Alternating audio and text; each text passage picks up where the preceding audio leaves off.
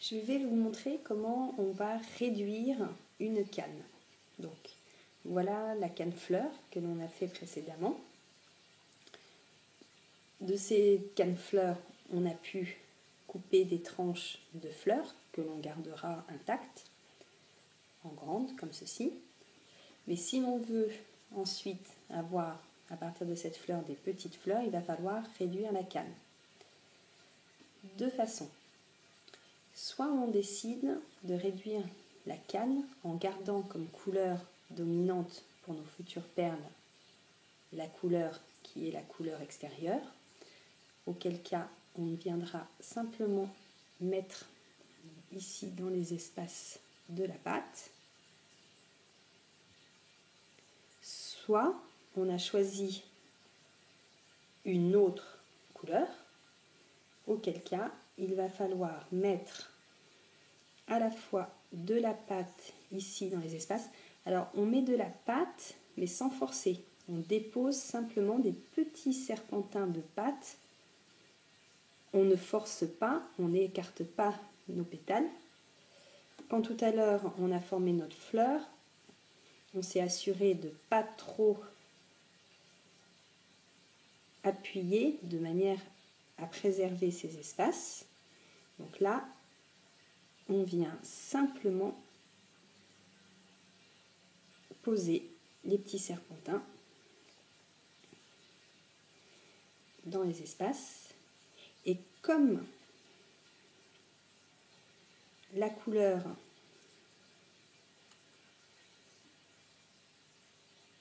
de ces serpentins n'est pas la même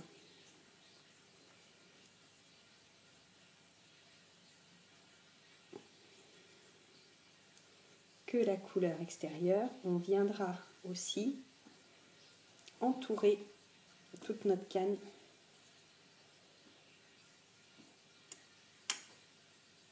donc là on se sépare des bords pour ne pas être gêné. On a directement la bonne largeur et on vient entourer donc comme ceci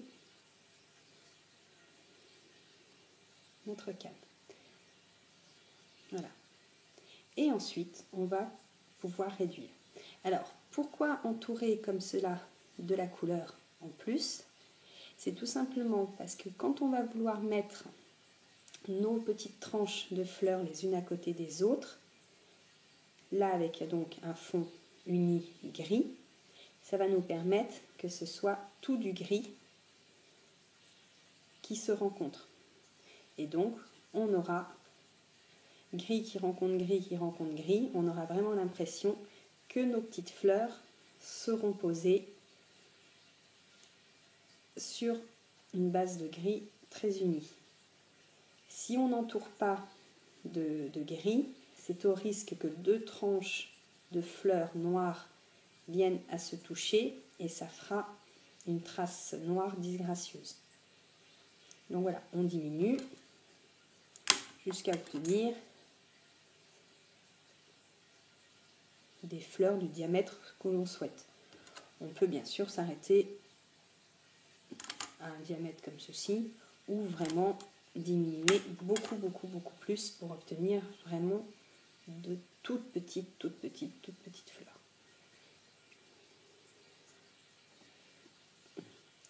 Donc là, le but, c'était donc de pouvoir faire des perles grises argentées parsemées de fleurs. Donc je vais venir trancher ma canne fleur, faire donc des petites tranches de petites fleurs et je vais poser ces petites fleurs les unes à côté des autres sur une perle que j'ai préparée de couleur gris argenté. Et donc là on voit bien que partout cela va être du gris qui va rencontrer du gris, même si on laisse un espace entre nos fleurs, ça sera gris. Ce qui fait que quand on va venir tourner pour réaliser notre perle. Toutes les marques vont se fondre. Le gris va rencontrer le gris. Et on se retrouve donc avec une petite perle, vraiment gris argenté, sur laquelle on a l'impression d'avoir collé délicatement toutes des petites perles, toutes des petites fleurs.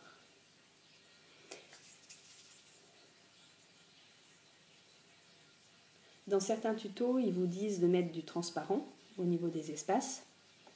L'avantage, c'est qu'ensuite vous pouvez poser votre fleur sur n'importe quel support, puisque le transparent laissera seulement ce support, laissera la couleur du support apparaître, mais le transparent fera quand même des petites imbrications et ça ne sera pas aussi net que si vous êtes venu directement ici combler avec la couleur que vous souhaitez voir être la couleur dominante de vos futures perles.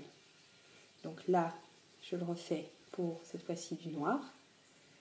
Donc à savoir que là, comme j'ai choisi cette fois-ci du noir, je n'ai pas besoin ici de venir remettre une autre couleur, puisque là, on a déjà notre noir uni.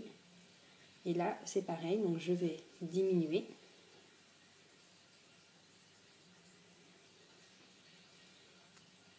Donc on augmente la longueur au profit de la diminution du diamètre.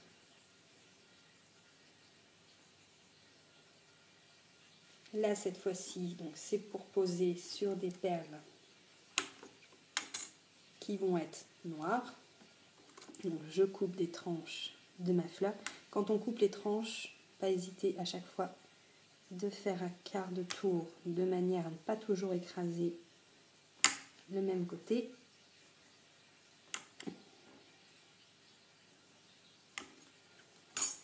Je prends une base, donc cette fois-ci noire. Je viens mettre mes fleurs les unes à côté des autres.